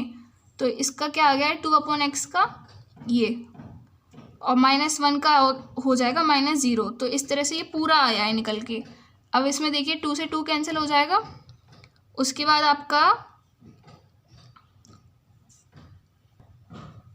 एक और चीज़ देखिए, इसमें एक्स, यहाँ पे एक्स है तो एक्स से एक एक्स कैंसिल हो जाएगा, यहाँ पे दो एक्स थे तो एक एक्स कैंसिल हो जाएगा, ठीक है। और आपका इसको हम ऊपर ले जाते हैं, देखिएगा लिमिट एक्स टेंस टू 0, इसको ऊपर ले जाते हैं। ऊपर ले जाने पे इसकी पावर क्या हो जाएगी 1/2, और ये बचा हुआ है तो इसको भी ऊपर ले जाएंगे तो ये क्या हो जाएगा माइनस का एक्स, ठीक है। तो सॉल्व करके आ रहा है ये।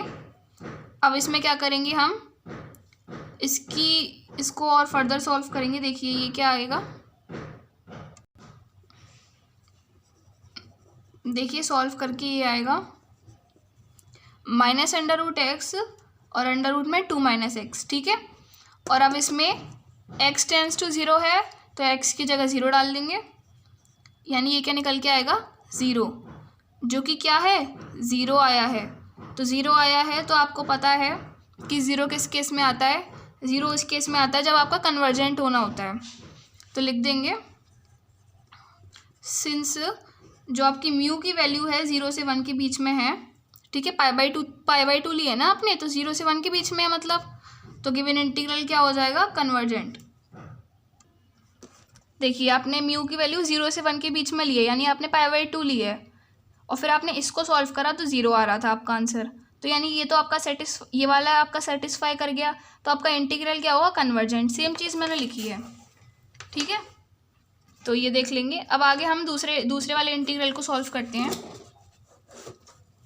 काफ़ी बड़े क्वेश्चन हो जाते हैं ये। Here f(x) is unbounded eight, जल्दी जल्दी देखेंगे, अनबाउंडेड किस पे हो रहा है 2 पे हो रहा है, ठीक है। तो x = 2 पे अनबाउंडेड हो रहा है, तो सेकंड स्टेप में हम रखेंगे क्या, देखो अपर लिमिट पे अनबाउंडेड हो रहा है तो x टेंस टू b रखेंगे, और यहाँ इसकी जगह पता है क्या आ जाएगा, इधर x - a था तो इधर हो जाएगा b - x, और बाकी सब सेम। ये चीज़ तो मैंने आपको बताई थी कि अगर आपका x = b पे अनबाउंडेड होता है तो आपको b - x की पावर म्यू रखनी होती है, बाकी सब आपका सेम रहता है। लिमिट x टेंस टू, अब देखिए b की वैल्यू क्या है 2, तो b की वैल्यू हमने डाल दी है। f(x) क्या है आपका यही वाला है, तो इसकी भी वैल्यू डाल दी है।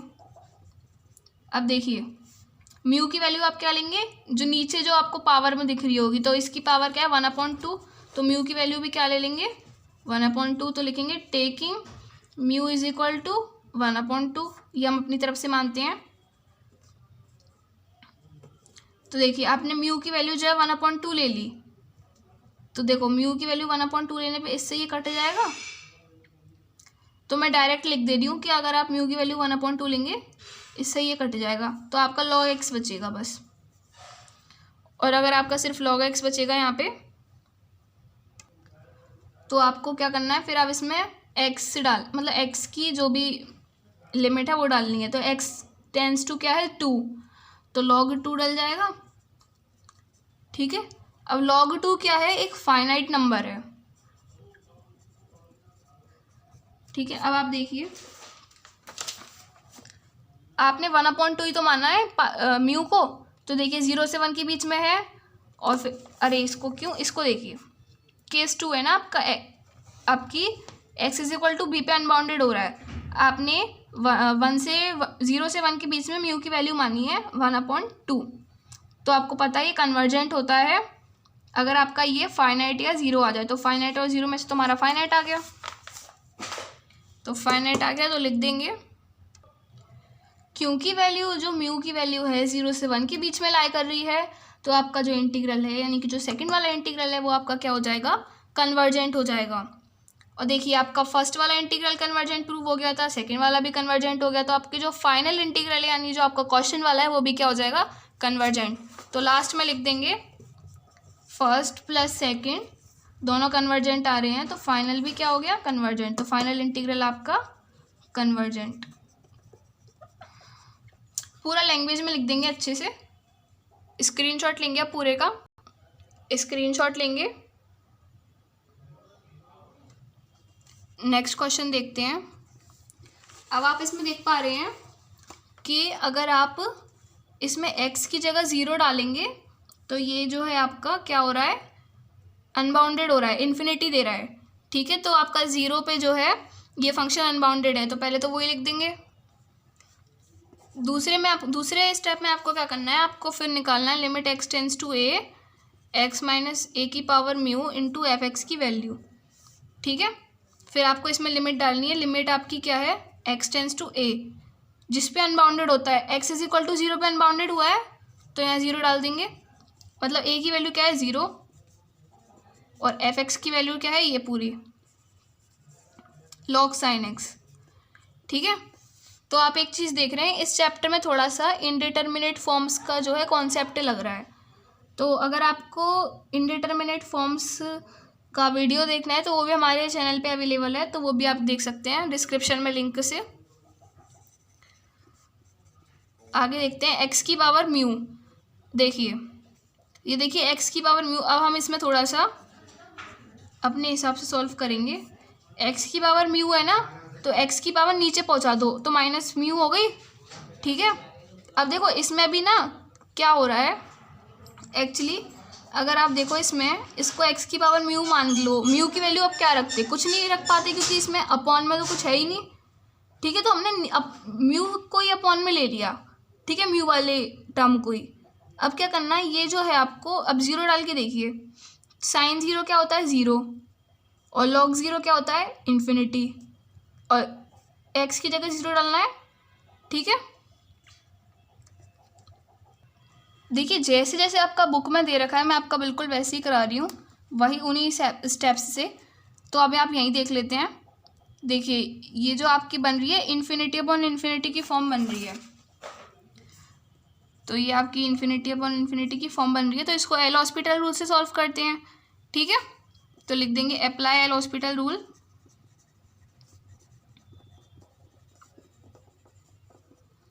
एल हॉस्पिटल रूल अप्लाई करने के लिए आपको क्या करना होता है, ऊपर का ऊपर डिफरेंशिएशन और नीचे का नीचे डिफरेंशिएशन। ठीक है, तो लॉग साइन एक्स का क्या होगा, पहले तो लिमिट लगा देंगे। लॉग साइन एक्स का होगा 1 अपॉन साइन एक्स और साइन एक्स का क्या होगा कॉस एक्स। चेन रूल की हेल्प से सॉल्व करते जाएंगे। और एक्स की पावर माइनस म्यू, तो माइनस म्यू आगे आ जाएगा और एक्स की पावर हो जाएगी माइनस म्यू माइनस 1। ठीक है, cos x upon sine x होता है आपका कॉट एक्स, और ये जो है आपका ये वाला, ये आप एज इट इज लिख देंगे। ठीक है, उसके बाद आप डालेंगे और आगे सॉल्व करेंगे लिमिट एक्स टेंस टू 0। अब आपको क्या करना है, देखिए इस पूरे के साथ माइनस का साइन है ये, तो हमने माइनस का साइन लगा दिया। कॉट एक्स को हमने नीचे पहुंचा दिया।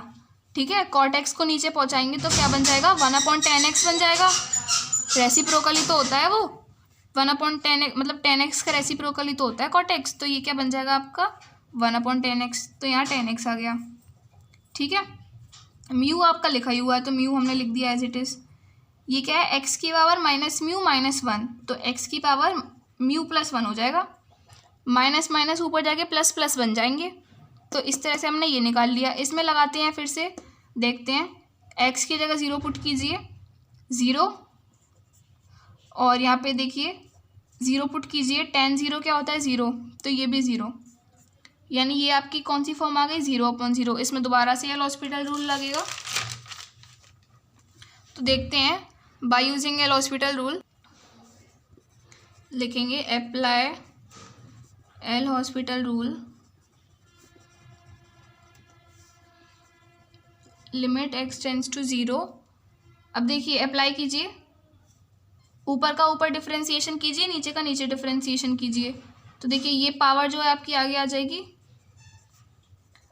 और x की पावर में -1 हो जाता है, तो -1 आ गया यहाँ पे। ठीक है, +1 से -1 कैंसिल भी हो रहा है यहीं की यहीं। और ये देखिए म्यू 10x, तो ये जो आपका आ जाएगा क्या आ जाएगा, म्यू 10x का क्या होता है सेक स्क्वायर एक्स, इसका डिफरेंशिएशन होता है। उसके बाद आपका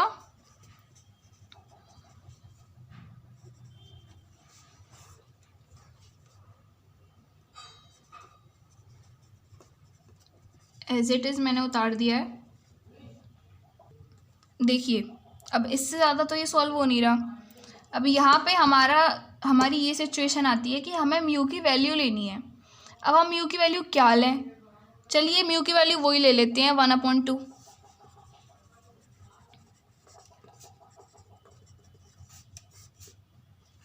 तो ये क्या हो जाएगा आपका, limit x tends to 0, mu की वैल्यू डालेंगे 1/2 + 1, ठीक है। क्या हो जाएगा, माइनस आ गया ये, तो -3/2, म्यू की वैल्यू 1/2 डालते जाएंगे, ठीक है।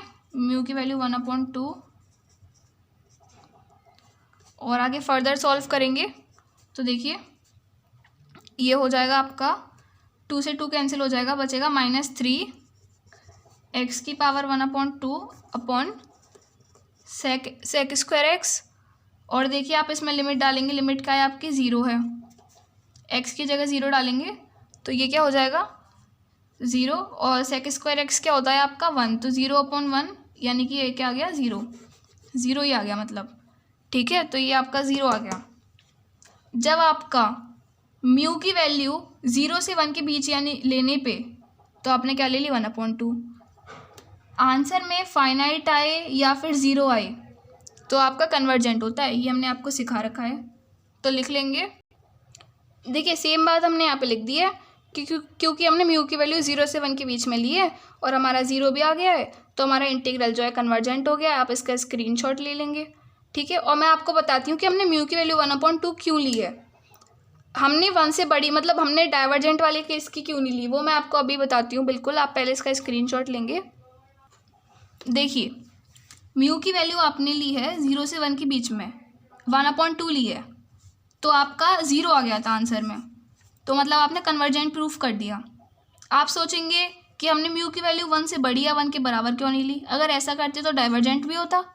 तो चलिए आपकी तसल्ली के लिए हम म्यू की वैल्यू 1 ले लेते हैं, ठीक है, ताकि ये डाइवर्जेंट हो जाए। लेके देखते हैं एक बार। अब इसका स्क्रीनशॉट मत लेना क्योंकि यहाँ पे हम जो है मतलब एक चीज़ है वो हम आपको दिखाना चाह रहे हैं। तो देखिए बिल्कुल वही है, यहीं पे हम अटके थे आके। म्यू की वैल्यू हमने ले ली आपके कहने पे 1, ठीक है, म्यू की वैल्यू ले ली 1। अब आपके लिए ये डाइवर्जेंट होना चाहिए, ठीक है, आप यही तो सोच के चल रहे हैं। तो म्यू की वैल्यू डालते हैं 1, तो यहाँ 1 डालेंगे तो 1 + 1 क्या हो जाएगा 2, x³ म्यू यानी कि x⁻1, म्यू की वैल्यू लिया 1 sec² x, ये क्या हो जाएगा -2x अपॉन sec² x, ठीक है। अरे ये तो वही है, तो अब इसमें x टेंस टू 0 है तो 0 डालेंगे, ये क्या हो जाएगा 0, और sec² x की जो वैल्यू हो जाएगी वो क्या हो जाएगी, वो आपकी हो जाएगी 1। तो ये क्या आ गया 0/1 जो कि 0 ही होता है, तो ये आपका 0 आ गया। अब आप देखिए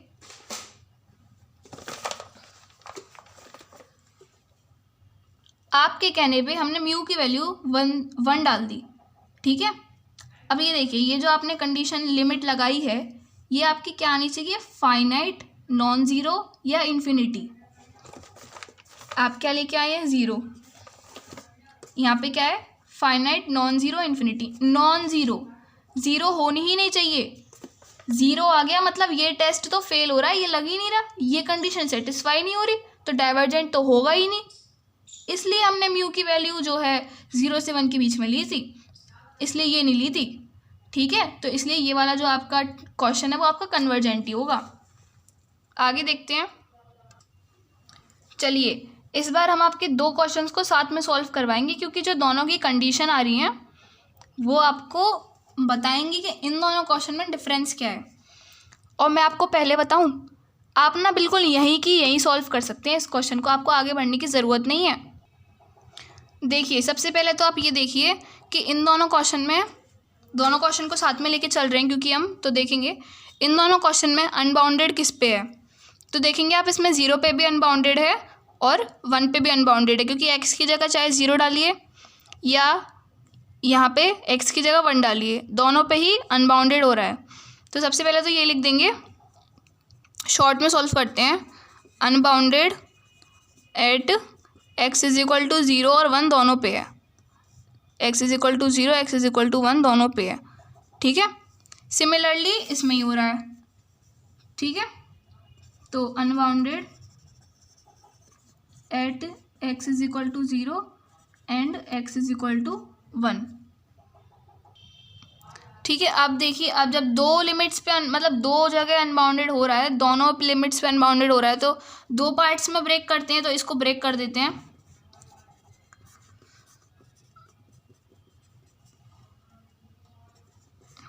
देखिए 0 से c ले लेते हैं। अब देखिए थोड़ा सा इसको अच्छे से लिख देते हैं ताकि आपको समझ में आए कि हम क्या करने क्या वाले हैं। ये देखिए पूरे के ऊपर अंडर रूट है, यानी x की पावर इधर क्या है 1/2 और 1 माइनस एक्स की पावर भी क्या है 1/2 और प्लस c से 1 लेंगे। ठीक है, यहाँ पे कहीं c लिया है तो 0 से c से 1।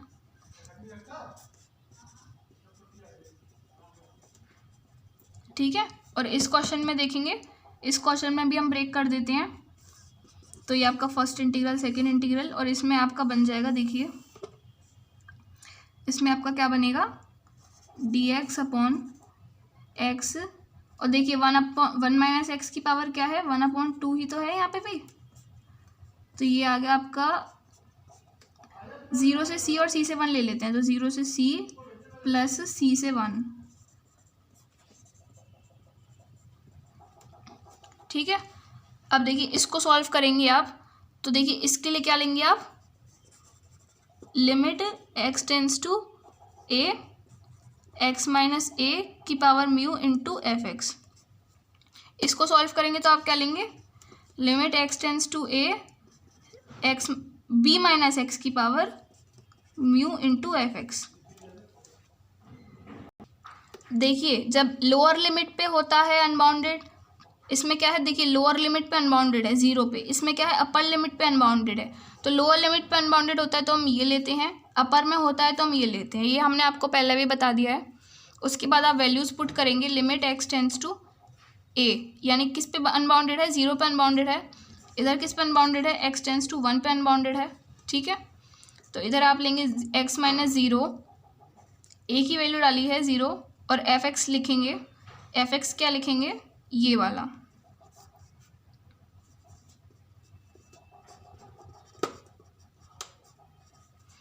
सिमिलरली इधर करेंगे, b की वैल्यू डालेंगे और इनटू में एफ एक्स लिखेंगे, तो एफ एक्स क्या है ये वाला। ठीक है, अब आप देखेंगे म्यू की वैल्यू हम क्या लेंगे। ये हमने आपको दो क्वेश्चन ये पता है क्यों लिखे, ताकि आप म्यू की वैल्यू लेना सीखें। Taking mu is equal to, mu की वैल्यू आप देखिए, यदि आप इसमें देखिए, इसमें अपॉन में क्या है 1/, जिन अपॉन में जो भी टर्म्स है उनकी पावर क्या है 1/2 है। इसकी पावर भी 1/2, इसकी पावर भी 1/2, तो म्यू की वैल्यू क्या आएगी 1/2 आएगी। सेम इसमें देख लीजिए, इन दोनों की पावर क्या है 1/2 है, तो म्यू की वैल्यू क्या आएगी 1/2 आएगी, ताकि ये आप बाद में इसको काट सकें हम। तो देखिए x लिखेंगे, लिमिट x टेंस टू 0 और x की पावर म्यू जो हमने 1/2 लिया है। ठीक है, और बाकी हमने एज इट इज लिख दिया। अब देखिए अब ये कट गया कि नहीं कट गया, कट गया। इधर देखिए limit x tends to 1 minus x की पावर 1/2, और ये देखिए ये भी कट गया। ये देखिए कट गया कि नहीं कट गया। ठीक है, अब इसको सॉल्व कर देंगे, 1/1 माइनस एक्स टेंस टू क्या है 0, तो 1 माइनस 0 की पावर 1/2, और इधर क्या है, इधर क्या है 1/, एक्स टेंस टू 1 है तो 1 की पावर 1/2, यानी कि यहाँ पे क्या आ गया 1 और यहाँ पे क्या आ गया 1। दोनों ही फाइनाइट आ रहे हैं। जब आपके दोनों ही फाइनाइट आ रहे हैं और आपने जो म्यू की वैल्यू है वो 0 से 1 के बीच में ली है, यानी आपने 1/2 ली है, पहले तो यहाँ लिख देंगे फाइनाइट, और भाई ये भी फाइनाइट। म्यू की वैल्यू 0 से 1/2 के बीच में है, तो मतलब ये कन्वर्जेंट, ये भी कन्वर्जेंट, फर्स्ट और सेकंड दोनों कन्वर्जेंट, यानी कि ये वाला क्वेश्चन तो क्या हो गया, ये तो हो गया कन्वर्जेंट आपका। ठीक है, आपको समझ में आया इस क्वेश्चन में क्या हुआ। दूसरा क्वेश्चन देखते हैं। देखिए डायरेक्ट करते हैं, लिमिट x टेंस टू किस पे हो ये देखिए, ये 0 पे हो रहा है, ये 1 पे हो रहा है, तो इधर लिख लेते हैं 0, इधर लिख लेते हैं लिमिट x टेंड्स टू 1। ठीक है, और देखिए x माइनस ए की पावर म्यू है यहाँ पे, यानी x माइनस 0 की पावर म्यू है, ये 0 लिखा है। ठीक है, अपॉन एफ एक्स, देखिए इनटू में एफ एक्स लिखते हैं ना, तो यहाँ पे एफ एक्स की वैल्यू डालेंगे। एफ एक्स क्या है, ये देखिए, और इधर क्या है, इधर क्या डालेंगे, b माइनस एक्स, क्योंकि देखिए अपर लिमिट पे जो है आपका अनबाउंडेड है, तो ये आपकी b माइनस एक्स वाली कंडीशन होगी, यानी आप डालेंगे 1 माइनस एक्स की पावर म्यू अपॉन,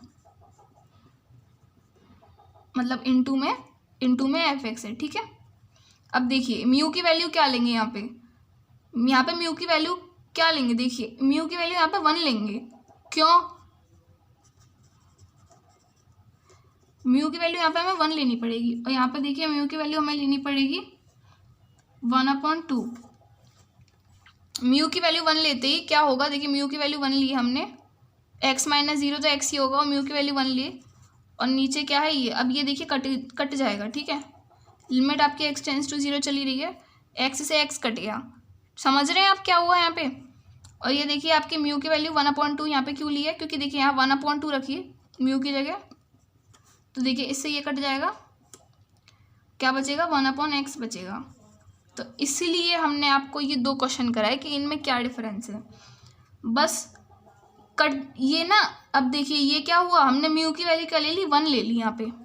जब हमने म्यू की वैल्यू 1 ले लेते हैं, अब देखिए इसको आप फर्दर सॉल्व कर लीजिए। ठीक है, आप फर्दर सॉल्व कर लीजिए, ये आपका क्या आ जाएगा, 1/1 माइनस 0, तो ये आ गया आपका 1, और ये क्या आ गया 1/1, यानी कि ये भी आ गया 1। फाइनाइट है। अब ये देखिए म्यू की वैल्यू 1 लेते ही ये आपका ये वाला इंटीग्रल क्या हो गया, म्यू की वैल्यू 1 लेते ही ये आपका हो गया डाइवर्जेंट, और ये 1/2 लिया म्यू की वैल्यू, तो यानी कि क्या हो गया, कन्वर्जेंट। और डाइवर्जेंट तो एक कन्वर्जेंट हो और एक डाइवर्जेंट हो, तो फाइनल इंटीग्रल कैसा होता है, डाइवर्जेंट होता है। तो यानी ये आपका इंटीग्रल कैसा हो गया, डाइवर्जेंट। बिल्कुल देख लेंगे आप इस चीज़ को कि म्यू की वैल्यू जब देखिए आप 1 या 1 से बड़ी लेते हैं, तो आपका जो इंटीग्रल होता है वो डाइवर्जेंट होता है। ठीक है, तो इसलिए ये हमने आपको 2 क्वेश्चन एक साथ कराए कि इनमें डिफरेंस क्या है। अच्छा, आपको यहीं की ये एक और चीज़ बताऊं, देखिए अगर यहाँ पे ये जो क्वेश्चन है, इसमें अगर आपकी पावर 1/2 नहीं होती, यहाँ पे ये आपका बस 1/x होता। ठीक है, अब तो और भाई और क्या होता है इसमें पता है, इसकी पावर 1, इसकी पावर 1, तो हमें इस वाले में म्यू की पावर ऊपर 1 लेनी पड़ती, और इस वाले में भी म्यू की पावर 1 लेनी पड़ती, तो दोनों इंटीग्रल डाइवर्जेंट होते, मतलब ये भी डाइवर्जेंट होता है, ये भी डाइवर्जेंट होता, और दोनों डाइवर्जेंट होते, तो ये फाइनल इंटीग्रल क्या होता है, डाइवर्जेंट। ठीक है, तो इस तरह से क्वेश्चन है, आपको बस समझना है कि म्यू की वैल्यू हमें वो लेनी है जो हमारी नीचे वाले टर्म की पावर हो, ताकि हमारा म्यू की वैल्यू के टर्म से नीचे वाला टर्म जो है कट जाए। और म्यू की वैल्यू 1/2 लेते हैं तो कन्वर्जेंट हो जाता है, म्यू की वैल्यू 1 या 1 से बड़ी लेते हैं तो डाइवर्जेंट हो जाता है। उसके अलावा सबसे बड़ी चीज़, म्यू की वैल्यू अगर देखिए 0 से 1 के बीच में होती है, मतलब 1/2 होती है, तो फाइनाइट और 0 लाना होता, फाइनाइट या 0 लाना होता है लिमिट को, और 1 या 1 से बड़ी होती है तो लिमिट वाले इस केस को फाइनाइट, नॉन ज़ीरो या इन्फिनिटी लाना होता है। ठीक है, इस चीज़ का आप ध्यान रखेंगे, इसमें 0 है, इसमें नॉन ज़ीरो है, तो ये चीज़ भी आपको ध्यान रखनी है एकदम। ठीक है, तो हमने पढ़ा comparison test, P test, mu test, Abel test, Dirichlet test, absolute convergence, limit comparison test. सारे टेस्ट हमने एक ही वीडियो में कवर कर लिए for improper integral of second kind. देख सकते हैं आप, सारे टेस्ट हमने यहाँ पे कवर कर लिए हैं। ठीक है, ये भी कवर कर लिया, ये भी कवर कर लिया, ये भी हमने आपको बता दिया था डिरिचलेट टेस्ट, और उसके बाद हमने म्यू टेस्ट के भी आपको सारे केसेस बता दिए थे। अगर आपको वाकई में म्यू टेस्ट समझ में आ गया तो ये क्वेश्चन होना है म्यू टेस्ट से। अब इसका आंसर कमेंट करके बताओ तो हम जानें कि आपको म्यू टेस्ट समझ में आ गया। तो मिलते हैं अगली वीडियो में, तब तक के लिए थैंक्स फॉर वॉचिंग, और आपके पेपर के लिए ऑल द वेरी बेस्ट। बहुत अच्छा पेपर करके आइएगा और फुल मार्क्स लाइएगा। ठीक है, मेरी तो यही दुआ है आपसे कि मतलब फुल मार्क्स ही आए आपके, ठीक है। मेरी तो यही इच्छा है। तो इस वीडियो को एंड करते हैं। Okay bye.